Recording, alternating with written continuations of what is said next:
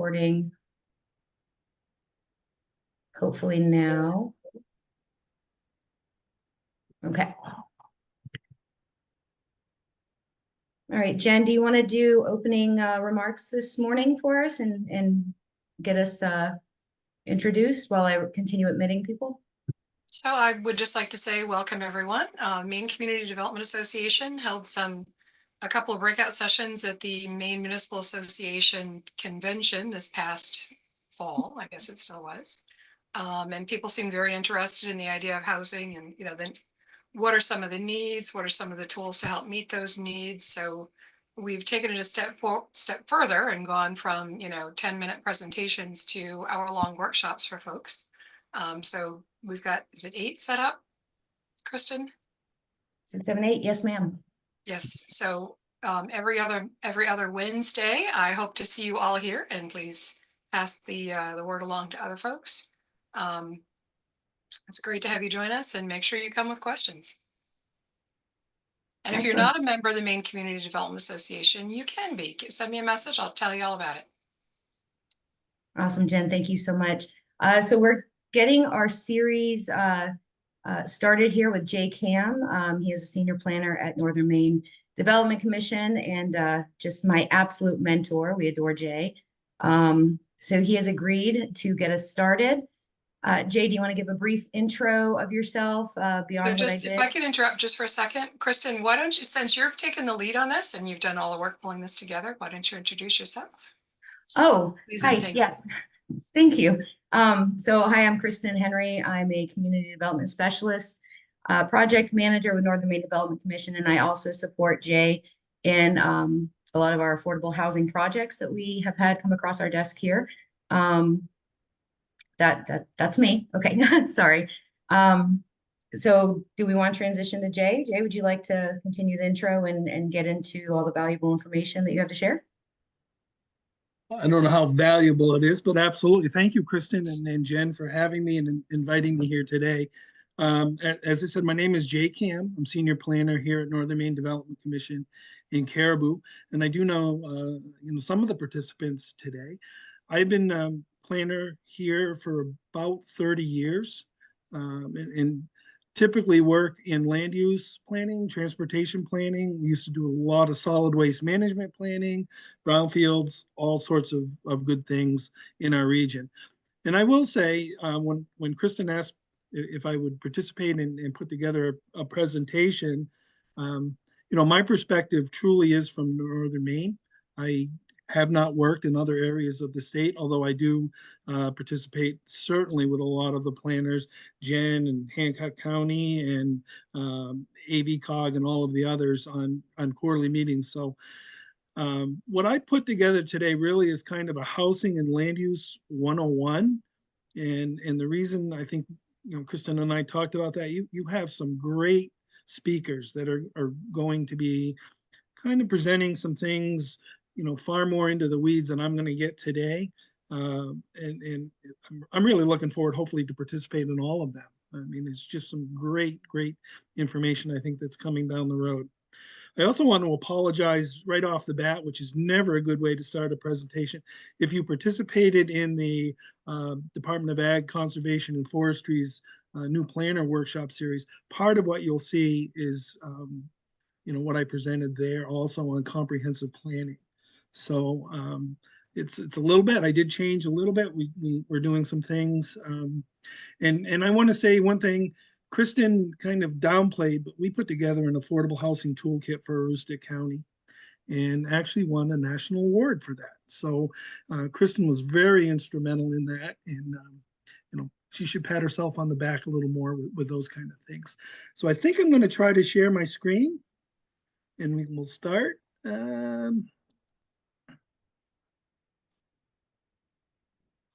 Can you see that? Okay. So as I said, I'm really providing today kind of a Northern Maine perspective, and it certainly may not be totally applicable to other areas of the state, especially in those that are really seeing a housing crunch and affordability issues. We're seeing that, but maybe not to the extent of like the mid-coast and the greater Portland area and others. So I really wanted to start the slideshow. And does that work? Okay, you can still, okay. I really wanted to kind of give you an overview of what our region looks like. And these were done through like ACAP's assessments and some of the CDC work that's been done. And I'm not going to read all of the bulleted items, but the three on the right-hand side are kind of the ones.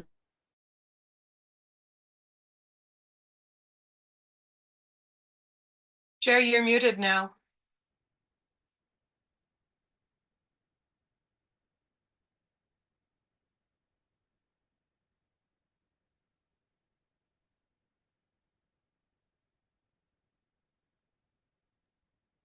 Is that better? Okay. I guess I'll go back. I'm not going to read all of the bulleted items. I don't know where I ended up getting muted, but the three bullets on the right-hand side are the ones that really, to me, kind of talk to what the housing issues in our region really are. We're spread out. We're a big region. We're about the size of Connecticut and Rhode Island combined. We have a population of right around 69,000. So we're spread out over a large area. And the thing that concerns me probably the most from a planning and from a housing standpoint is that planning has really been kind of on the back burner of a lot of our municipalities, with very limited budgets. The question is, do I fix a pothole or do I plan for future development and those kind of things? So we're seeing an uptick, certainly not to the extent that other regions in the state are. As of right now, we have 5 communities that are actually working on comprehensive plans. And we also have probably 2 or 3 communities that are trying to develop some ordinances. But overall, we really are kind of slowly getting there to other areas of the state, and affordable housing is an issue. So really what I wanted to talk today about were, what can municipalities do? And what are their roles when it comes to affordable housing? And I'll jump back a little bit. I know Kristen and I talked the other day. I'm not sure if I'm supposed to say affordable housing or not anymore, but I'm going to say affordable housing. We're seeing certainly problematic or problems in most of our larger communities when it comes to people trying to afford housing. And so these are really the 3 things that I felt that communities can and should be doing when it comes to looking at housing issues and what they can do to help with the problem. And I want to start by probably stating the obvious, is that I don't know of any municipality in our region that wants to be either the developer or the landlord. They do play a pivotal role in developing housing within their communities. And quite frankly, LD 2003 forced their hand. And I think if you talk to pretty much any of the communities here, they're not really happy with LD 2003. They felt it was kind of an overstep on the part of the state. But I think it has forced their hands into doing some planning and some meaningful planning to help help address the issue. So what I was thinking, and when Kristen and I talked, there's really kind of 2 main tools that municipalities have for managing land use, and that's their comprehensive plan, which helps map out the community's values and their priorities, and then zoning ordinances. And again, I can't speak for other areas of the state. Zoning ordinances are always problematic in our region. If you want to get 500 people in a town of 400 to a town meeting, try to implement a zoning ordinance, and that's really how it goes. I don't want to say we're the Wild West of Maine, but certainly rural Maine is or can be problematic in trying to get zoning ordinances passed through. So again, 101, if you're familiar with comprehensive planning, there's a number of sections on the Growth Management Act, and they include sections on housing, demographics, land use, natural resources, public facilities and services, and certainly more. And really, when municipalities are looking at their housing, housing, demographics, and land use, I guess. And I would also say public facilities and services probably are the most important sections. And that helps them designate growth in rural areas, helps them look at, okay, what kind of housing do we really need to be looking at and encouraging in our community. The one area that I think is by far the most overlooked process in the comprehensive plan is the visioning. You know, most municipalities in our region want to jump in and write, you know, and I've had communities tell me, write the plan, we'll get it through a town meeting. Well, that's not really how it works. You really, if I were, you know, designing a process in any community, I would certainly make sure that 2 to 3 meetings of just the general public, invite anybody and everybody that you can think of. What really are you looking for in the community? And what are you looking for when it comes to affordable housing and or housing or land use or whatever? And I think that would eliminate what I just said about the zoning ordinances. That, you know, if people are part of the process, then it's awful hard maybe to fight the process and rather than have them pushed on it. So I always tell communities that the true visioning is really the cornerstone of a successful comprehensive plan. We have, as I said, 4 or 5 communities right now that are doing comprehensive plan. City of Caribou has held, I'm going to say 8 or 9 visioning sessions, and they really have broken it down individually, and then they tie them in on the last one. It's worked very well, you know, and I think that they are developing a really strong and I think successful comprehensive plan that their intent is to, you know, to implement. Which we all know that the worst plan is the one that sits on a shelf that isn't tattered and threadbare and highlighted and all those kind of things. So what we try to work with the communities to figure out how to get more people to the visioning sessions. We've had towns that actually had planning board members that made desserts or cookies. They provide some food. A lot of communities have been gift cards for fuel or home heating fuel, gas card raffles, and those kind of things. We've been fortunate that our regional transportation provider, in some cases, have been able to provide free transportation to those meetings. We have a number of booths and festivals, and communities are putting booths there. Again, I hate to go back to Caribou, very popular Thursdays on Sweden. Actually had visioning booths at those events. Maine Potato Board, some communities have had booths at those kind of things. But I don't think any of that really precludes going out and talking. If you want to go to the senior citizens, go maybe to the Senior Citizens Center. If you want to talk about recreation or other housing and what's needed, go to the recreation department, go talk with businesses. As I mentioned, I'm going to repeat myself a little bit. You need to invite certainly a wide range of community members. And again, in my experience, at least in the county, you know, we miss a lot of the younger members of the community. And I'm talking from high school, maybe through college. And I hate to keep going back to Caribou, but Caribou specifically invited, you know, high school students, college students, and young people to attend a couple of visioning sessions, and they did, and they had a very strong, you know, input from that group. And I'm not saying they're everybody, but at least it's a good cross section. When it comes to housing and affordable housing, the things that we found in our housing symposium is that affordable housing actually has somewhat of a stigma, at least the term does. So if you can provide some data and information that counters kind of those local assumptions or stigmas, it goes a long way in doing that. And that is something that, you know, Mapleton, who's doing a comprehensive plan right now, has done. You know, they were able to put together just some facts of who's living in their affordable housing. Turns out there were fire department personnel, there were public works employees, you know, from other communities in that. And there were elderly, there were, just a wide cross range of a population that were kind of reduced or eliminated some of that stigma.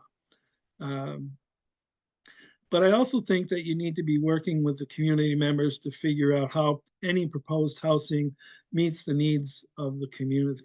Again, I hate to go back to Mapleton, but you know, th those living in the affordable housing development in Mapleton are certainly strong and productive members of the community. They're filling needs, those kind of things.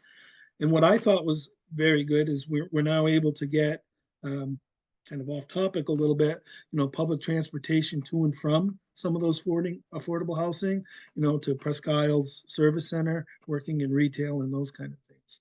So it went a long way in kind of reducing or at least eliminating some of that stigma. And I don't think municipalities need to think that they're alone when it comes to developing a vision or a comprehensive plan. There are a number of partners and that can help with that and provide all sorts of good data and good um, information. Municipal officials, employees, housing authorities are one that always seems to be kind of left out, at least in our region, which is unfortunate because I think they offer and bring a lot to the table when it comes to housing development. School departments, our CAP agency is very active and very willing to work with the comprehensive planning committees in our region to provide data, maybe some strategies to help work through some of the things. Public utilities, if you have a water and sewer district or department, really can provide good information and oftentimes can eliminate some of the thoughts of, and I'll talk about that in a minute, of, why aren't you doing X? And, we're often tied by what the PUC makes us do when it comes to public utilities.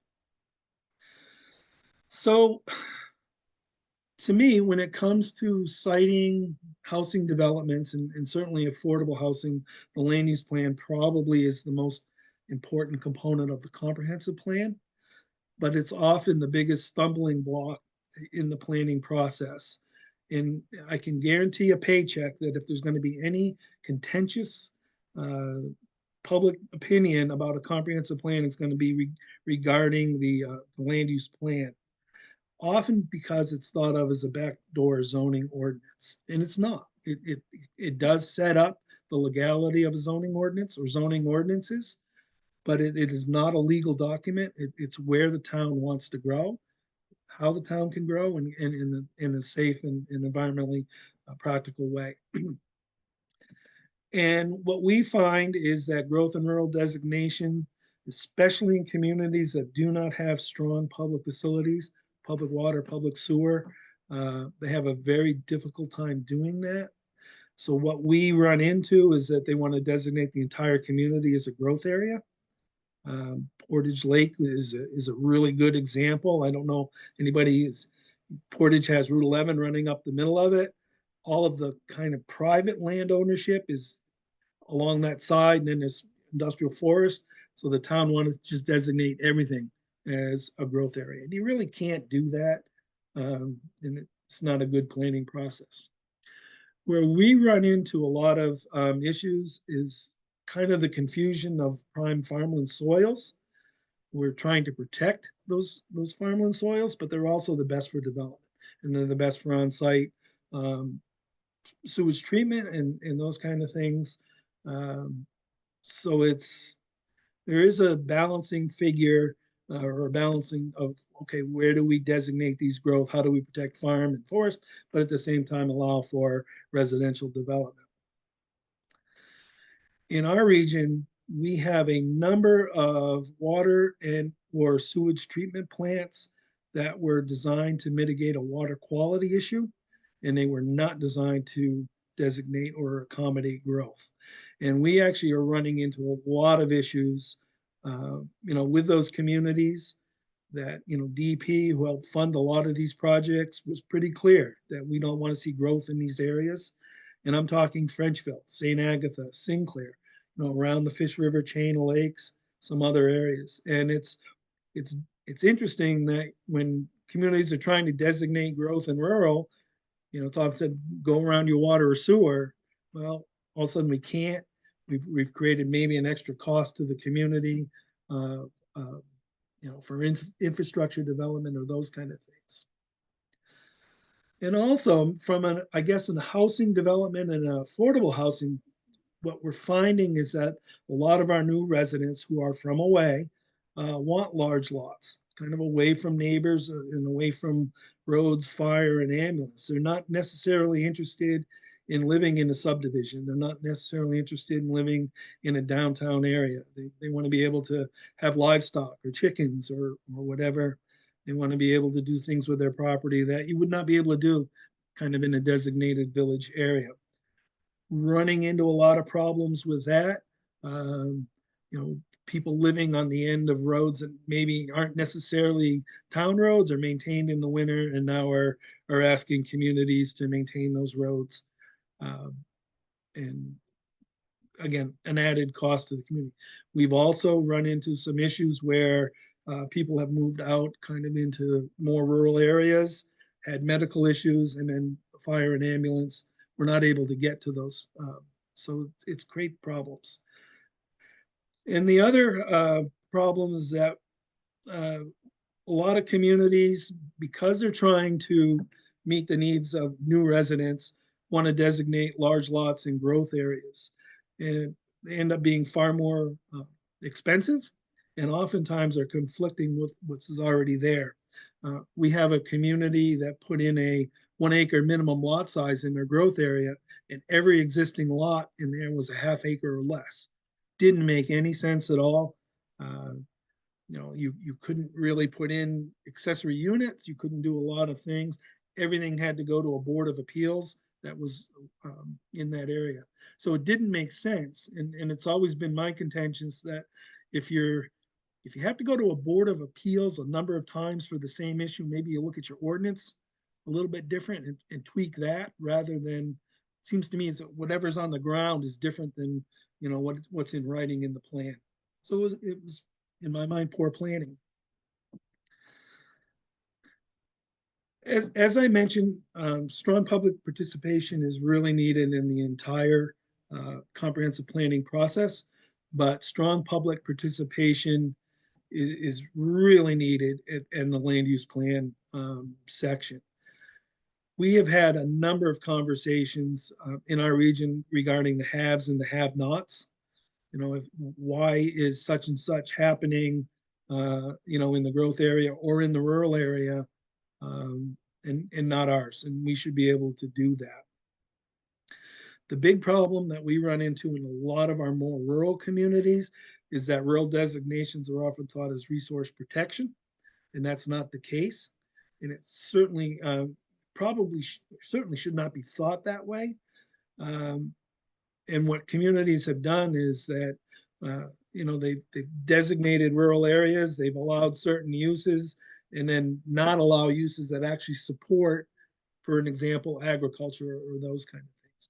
So again, you really need to be thinking of growth in rural in a different way, of in a designation and those kind of things. And then I'm not going to read the last two, or I'll read the last one, but not the second one. But even the non-regulatory strategies can cause problems. And this is where the planning committee, select boards, and even town councils get cold feet. And as I mentioned, when you have 500 people in a small town showing up to oppose the plan, you haven't probably done a really good job with the public aspect of the planning process. So there is no really correct size for a growth area. Here's a map that we put together for the towns of Mapleton, Castle Hill, and Chapman. They're a community that are actually doing a multi-community comp plan. And I don't know if you can see it real well, but there's a circle in the middle. Mapleton would be on the right top corner, and then Castle Hill and Chapman are the other two. I would say, not in the true sense of the word, but Mapleton really is kind of the service center for those three communities. All of the town office is located there, public works and those kind of things.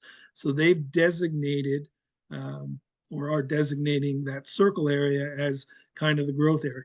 That's where their affordable housing development is right now. There's actually a public sewer there. So the other communities really are rural, Castle Hill more so than others. It's an interesting dichotomy. They all tend to go, well, Mapleton and Chapman tend to gravitate towards Presque Isle, Castle Hill more towards Ashland.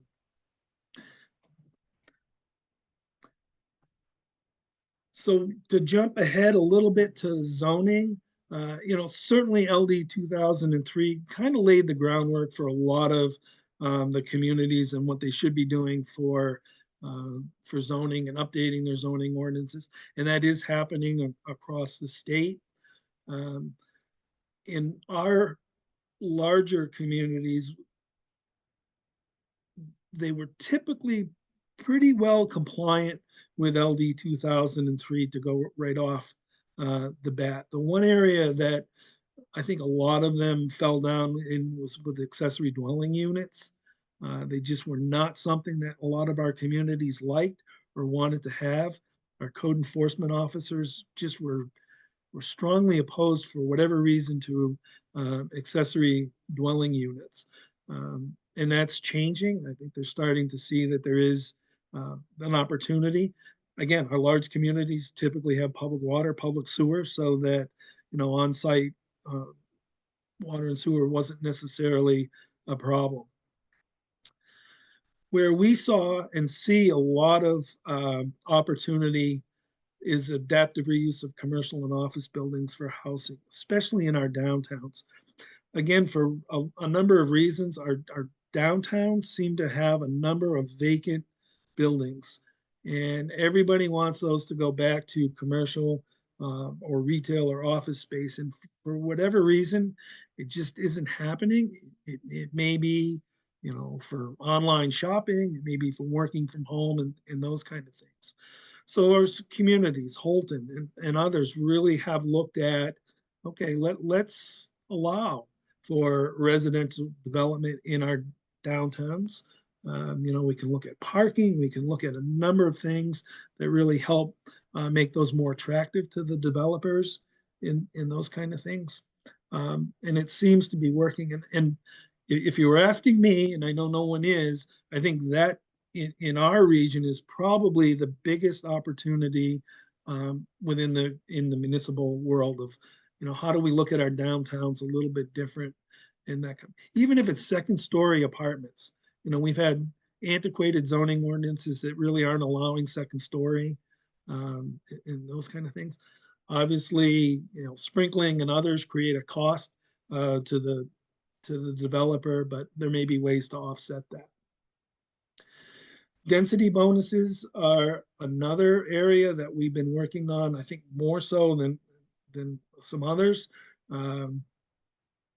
and allowing, more dense development and protecting some open space, I guess is a good opportunity for municipalities to work with developers to say, okay, how do we, put more buildings in a smaller area and protect what we find protect our resources and those kind of things. And it's working. We do not have a lot of subdivisions going on in Aroostook County. I'm trying to think, probably at the most 2 to 3 subdivision reviews across the area every year. So it's not like other areas of the state, although we are seeing some subdivision activity in some strange areas like Crystal, which is an extremely small community. So people are interested in moving there, but there are opportunities. The area that we are also working on is reducing lot requirements. And even if, as I mentioned, a lot of communities seem, for whatever reason, want to put in large lots, that's okay, I guess. But if you can put in smaller lots in areas that really are needed for that, I think the town should be doing that. And I'm going to talk a little bit about towns that don't have zoning in a second, and I have some thoughts on maybe some ideas and wording that we can put into that. And the final one, to me, is overlay districts, and which are often thought as being more restrictive. So you have your underlying zone and then an overlay on top of that.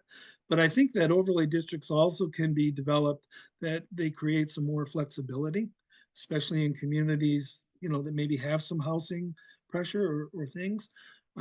Again, I hate to keep going back to Caribou, but Caribou is trying to work to revitalize their riverfront. And one of the areas they're putting in overlay districts that actually allow for kind of more housing and affordable housing kind of developments that protect, one, the water quality, protect their vision of what they want the riverfront to be, but also meet some needs of the community. Conversely, they're going the other way too. A certain part of that area, they want to put high-end housing.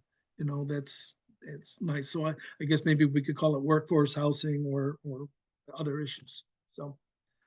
So just some final thoughts on what municipalities can be doing and should be doing, I think is, when it comes to affordable housing or housing development, are there ways that they can streamline their permitting process? We have communities that do oftentimes get a subdivision application. And I'm not trying to be condescending to those communities, but they've reviewed so few that they don't know what to do. Well, how do we streamline that process? And can we, or should we streamline the process to help get that through much quicker than what they are? 60 to 80 days in Aroostook County really precludes a lot of the construction season. It really should be 30 days or less if you try to do that. How can we reduce permitting costs? It's in a number of communities, it's based on per thousand of valuation. Is there an opportunity, especially when it comes to affordable housing and those kind of things? Can we reduce those costs? And how can we do it? I know that, municipalities aren't charities, but there's oftentimes, a $10,000, $15,000 building permit may not be the best way to attract an affordable housing development into your community. So I would say that before LD 2003, we really did not have affordable housing standards in any of our ordinances in our region. But that doesn't mean that municipalities and developers shouldn't work within the framework of their ordinance and do some things. I did a little bit of research of what was done in kind of coastal and in southern Maine. And, some of the housing authorities really worked within the open space standards of a municipality that allowed for much denser development on a smaller portion while still meeting the open space requirements. That to me seemed like a pretty good way of doing some things. Maybe, increasing the density bonuses and making things more dense, again, while still permitting your open space. We do have a few towns that allow cluster development, certainly in their subdivision ordinances. And I think there's an opportunity there for the communities to look at those kind of things. What I didn't spend a lot of time looking at was lot size and setback requirements. Is there or should there be wording within an ordinance that you can tweak to allow the planning board to kind of look at lot size and setbacks, waive those requirements, or at least reduce the requirements? I know in some of the documents that we've written, a 5% or 10% reduction is allowed without any kind of Board of Appeals or those kind of things. And I don't know if maybe we should be looking at those in the future, maybe even a larger reduction in setbacks or lot sizes in appropriate areas. And I think there should be some guidelines, within the ordinance to do that. One of the things that we put in all of our subdivision ordinances, alternative subdivision plans. So rather than just a single lot, here's the water, sewer, here's where the house is or going to go, let the developer maybe be a little bit more creative and provide a plan that maybe meets the intent of the subdivision ordinance, but also allows the municipality to say, hey, this kind of makes sense, and it wasn't something that we necessarily thought of from that. And again, it goes back to having your department heads, fire, police, ambulance, part of that subdivision review, saying, yeah, we can still, do what we need to do to protect public safety, and this works. So I think there's, we can be looking at that in the future. So I'm jumping a little bit. Infrastructure is one area that the communities also spend a number of time on. And we always hear, and I'm sure it's everywhere across the state, that the expense of infrastructure construction or expansion is the main reason that new development is not occurring. We have what I think is an absolutely ideal lot right near our office that's owned by one of the largest construction firms in our county. And they tell us continually they cannot afford to put in a road, public water, public sewer. And if they can't afford to do it, I don't think there's anybody else in the county that can. So what we're seeing, I think more so, and there's some pretty good examples, municipalities are starting to help these developers without going into a lot of expense on their own. And I am not at all really advocating that the towns build the road, build it and they will come, because I don't know if that always works really well.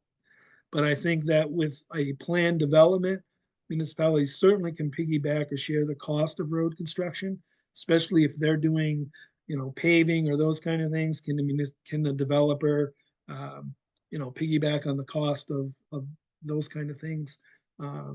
Asphalt, gravel, all of those. And I'm going to preface that by saying that we've also been told in a number of cases that private developers actually pay less for materials than municipalities do. So maybe the municipality ought to be piggybacking on the developers' cost and those kind of things. Assist with water and sewer extensions and expansions. Need to be a little bit careful. Again, the PUC, especially with water, is pretty specific. You can't build it and they will come. Ratepayers today cannot pay for future development. It really has to be done at that level.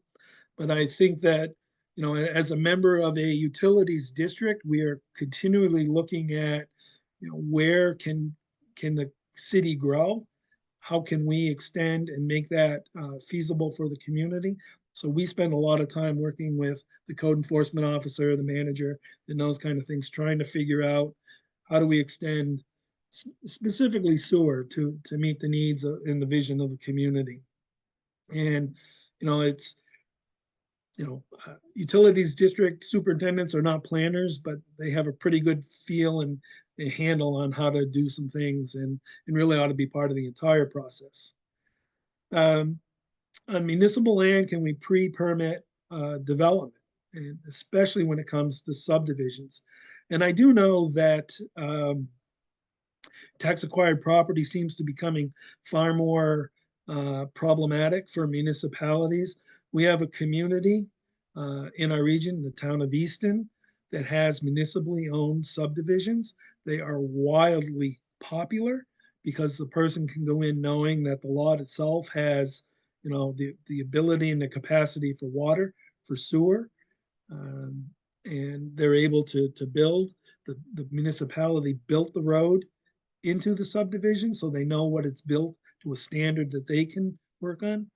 And again, I hate to keep going back, but the fire chief had looked at it and said, yeah, we can serve that, any kind of cul-de-sac that's there. What they did, and this is maybe going off on a little bit of a tangent, was way back when the town had acquired some properties, and the select board put some money into reserve accounts saying, we want to develop these areas for housing. It makes sense to the community. It fits our vision. We're a bedroom community to Presque Isle. So again, they're higher end, but I was just talking to the planning board chair last week, and they're talking now about looking at this from a more affordable housing standpoint. They know that, you know, the high-end stuff is nice, but we need to, you know, put in higher or more affordable housing for those. So what they're doing is, as they sell the lots, they're putting that money back into their reserve accounts to now, I guess they're either purchasing land, or if they can get it through the tax acquired process, they're putting that funding back into the development of the infrastructure.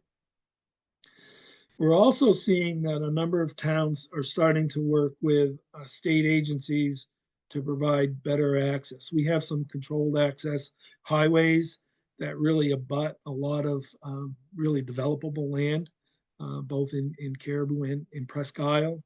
And the developers are saying, we have no real good way, affordable way to access that property. And, you know, the town can say, yeah, this is great. However, when the state puts the restrictions on, you know, how do you access that? It sits there kind of in limbo. We've been, I think, pretty fortunate that our DOT, specifically our regional office, has been very proactive in working with those communities to say, here's what you can and can't do. Here's where we can go and what we can do, you know, for that. So it is opening up some land and reducing costs for the developer. I guess it remains to be seen if that's actually going to be developed in the future. And I guess the last topic that I really wanted to touch on was data. And I saw that Jim Fisher was on the line, and he knows probably as well as others, you know, in the past, data was extremely difficult to obtain. You were going through tax records, you were just spending so much time, you know, trying to gather what was needed, you know, for affordable housing, for a number of things. And I think we've been fortunate that things really have changed. You know, the state agencies are putting out far better data when it comes to development constraints, for wildlife habitats, for, you know, water, and those kind of things. Certainly the regional councils across the state are putting out a number of toolkits, and those that municipalities can use, you know, to at least guide or start the conversation. The DOT has crash data, have a number of mapping software that, you know, municipalities can look at, road classifications and all sorts of things. You know, future and upcoming construction projects, so that if a municipality really wants to extend water and sewer, they're not tearing up a road that's been redone, you know, a year prior. So I think that, you know, ultimately the change in data has been, I think, positive. And if you really go on to places like the Maine Department of Ag's websites for comprehensive planning data, they've changed a lot of that around. And again, I'm not trying to be condescending, but really a lay planning board can look at some things and have kind of at their fingertips, you know, quality data, say, hey, this makes sense. I can kind of understand it, rather than having to go through and certainly, you know, try to gather that on their own, which they're not going to do. So I guess from a data standpoint, these are the good old days, and I only see it getting better. I think that, you know, there's a lot of things that are going on and will be going on. So I think, as I said, this was really a 101 for the whole program. And I think that in the future, you're going to get down further into a lot of these topics. But I guess I wanted to thank you for having me here this morning, and certainly open to any questions.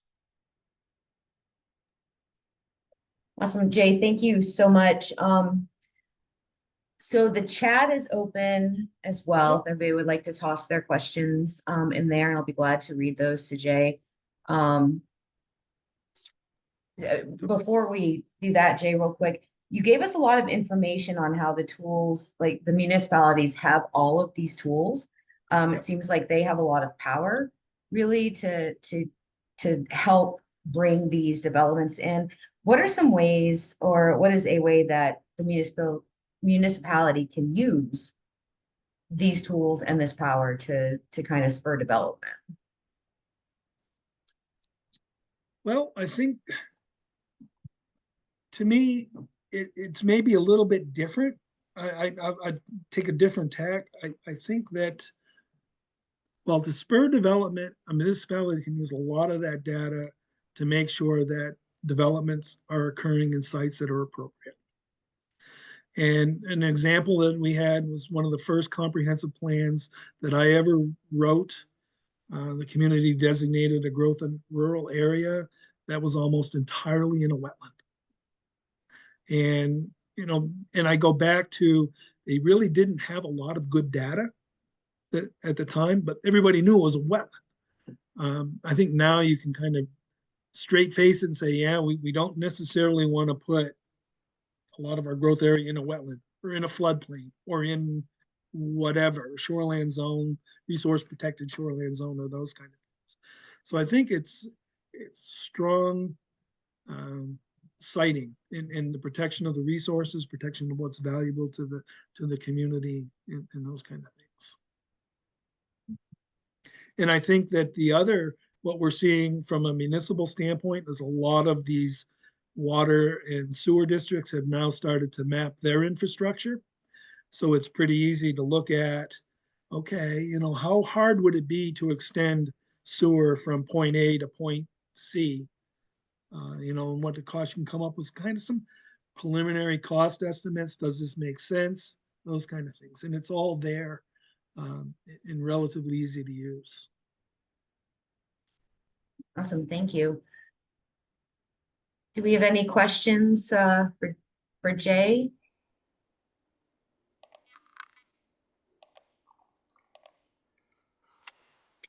No one woke up yet.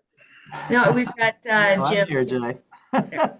Thank you for the name drop, Jay, but I don't have a data question. I have more of a policy one, and I'm sorry I missed the first part. I have a hard time with Microsoft Calendar links. But you know, Deer Isle, where I'm town manager, and most of Hancock County, and certainly most of Aroostook County, has no zoning, and other than the required shoreland. So when you talk about density bonuses and stuff, it's a little less meaningful. But I'm curious if you've come across ways. I'm interested. We've got growth areas in our comp plan. I want to encourage people to go there. I don't have zoning to force them there. But have you seen programs with, say, with cluster development, or even something like, and I'm going out on a limb here, but geothermal heating or other kind of neighborhood systems you could create that would make those areas more attractive without driving the cost through the roof? Not necessarily heating. We have a number of community septic systems. Yeah. You know, 4, 5, 6, and municipalities are certainly allowing those kind of things. Clustering has been difficult. Fort Fairfield actually has a policy on clustering, and it's never been triggered or those kind of things. So it's the problem that we run into in Aroostook County, and I hate to be a whiner, is that, you know, it's for the most part, with the exception of certainly our larger service centers, it's that single lot, single family, you know, 1 to 5 acre lot development. And that's what people are moving to the county, or larger lot sizes are moving to the county. That's what they want. So the towns are putting in policies that aren't meeting the wants of those moving here, if that makes any sense. No, I think it does. And land is not quite so expensive where you are as on the coast, where we're trying to encourage workforce housing. And in that case, if you've got somebody who's here, that person is working, and they need an affordable place to live. So they're probably not going to get an acre of coastal frontage. So what I didn't talk about, and Kristen had asked me to, and I think that maybe future speakers will, we have a couple of our larger communities that do have some fairly large undeveloped parcels of property, and we are assisting them with RFP for developers. And I think where we're going with those is you're right, is how do we make that more attractive and more cost effective to the community. And I haven't really spent a lot of time thinking about the heating aspect of it, but again, septic, water and sewer and all of those other things, that protects the community. I think that the communities really need to be a little bit more proactive on the cost effectiveness of this kind of development. So it's the other thing which I didn't talk about was, I think you have a future speaker, is that the land banking and other things. We actually at Northern Maine Development Commission, I think are going to start a regional land bank, and we're looking at redeveloping a couple of blighted properties in a large community as a pilot project. I guess that's the thought, maybe help make things that are a little bit cheaper for developers to do. So I don't know if you have a land bank person talking in the future on these or not. So. Not specifically, Jay, but I believe it will be touched on by a few of our speakers. Yep. So. Yep. Um, So I'll put a plug in. I know Jim used to work for one, and the regional councils across the state really are a great resource for all communities, to work with. And we're not necessarily a master of everything, but we certainly are a jack of a lot of trades that we can certainly help communities. When it comes to siting, the RFPs, in our case, even maybe financing and looking at things. Kristen spends a lot of time. With the Community Development Block Grant Program, NBRC, and others that we can help. And I'd like to think that we're pretty cost effective, across the board. And for the most part, a lot of our councils are certainly very successful when it comes to implementing things and getting funding for communities. So that'll be my plug for the regional councils. Awesome. So we did have a question in the chat. Where can you find these the recordings of the webinars? At the conclusion of the webinar, we will send this off to our webmaster, who will add them to the MCDA website. And I will post the link in the chat here just in a moment, but it's maincda.org. And you'll be able to find the recordings there. Kristen, I actually just posted it in the thing. Aces. Thank you. I put a link in the chat for the NMDC's housing toolkit as well, and the link where people can go in to sign up for reminders for the Wake Me Up Wednesday series. So just Kristen and I continually upgrade that housing page as data or new materials become available. So feel free to use anything on there if it meets your needs. In addition to the toolkit, we also have model wording for ordinances. In addition to that, we have information on how municipalities can create RFPs once they get through that visioning process and they know what the community wants and what the community needs, and can move forward with identifying the right developer to come in and help them bring that vision to life. So all that information is there. All right, I think we have 4 minutes left with Jay. I think he has a hard stop at 9. So do we have any more questions that we can throw at him? This is Alan Kratz from the Blue Hill Peninsula. And Jay, really appreciate what you've provided here today. Can you speak a little bit more about how the Community Resilience Partnership that the state has initiated, and I know you've spoken about this in other venues, can you talk about how that can help comprehensive planning and housing in general? And I'll just mention that I know that comp plan preparation is an eligible activity for a community action grant. Yep.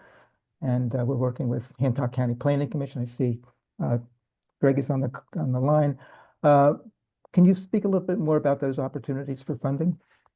Oh, absolutely. And I didn't intentionally leave that program out, but it is truly one of the few programs now that is pretty robust at funding for planning. So the community resilience, and this is just me speaking from, I think, the vulnerability assessments that communities can do is certainly one of the strongest tools that that program can provide, for the siting and for the comprehensive planning process. So the program really spends a lot of time pushing, public participation, what are the vulnerabilities within the communities. And it certainly is a great resource, and I strongly recommend that if a community has the opportunity to apply for their funding. We did a pilot project here in the county, and it was, again, a pretty robust public participation process. And as a planner, I would have thought that here are really the main issues within the community. And what really came out of that was something totally different and correct, to be honest with you. And it just goes to show that that's where your public participation can say, maybe bring you in a little bit different direction than what you thought. I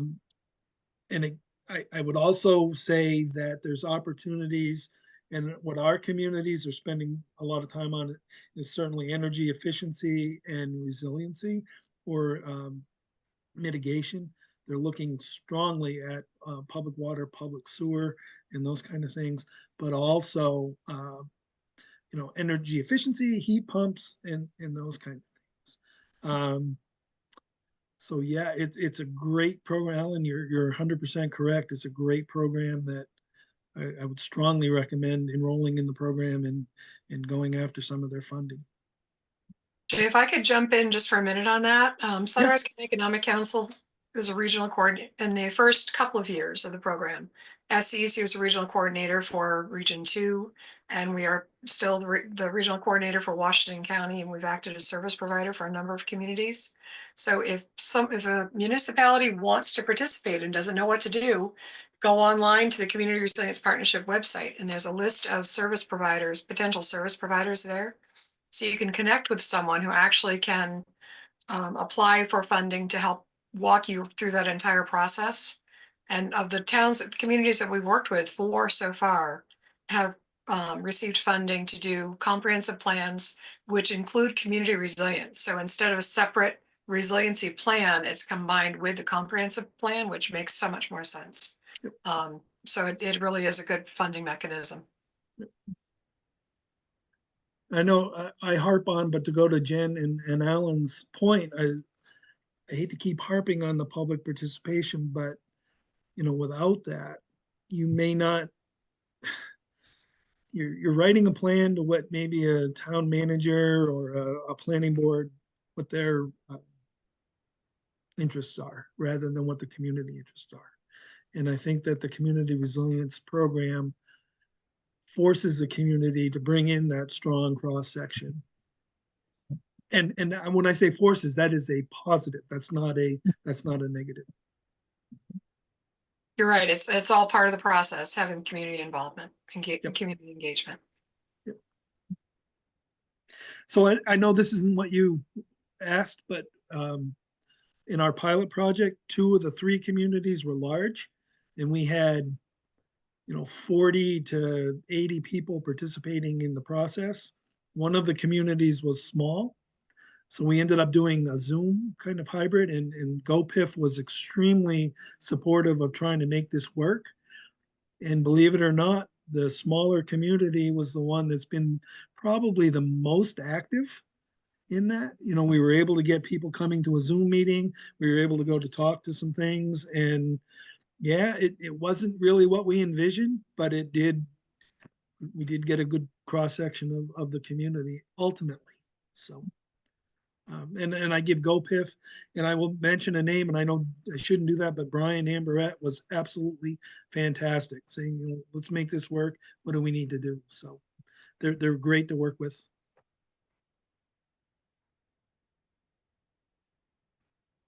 Excellent. Thank you so much. Jay, do you have to hop off right this moment? I do. I have to go to a DOT meeting. Oh, So, yeah. Sounds like fun. Thank you so much for. Well, I don't know. Well, thank you very much. All right. Have fun. We'll talk later. Yep.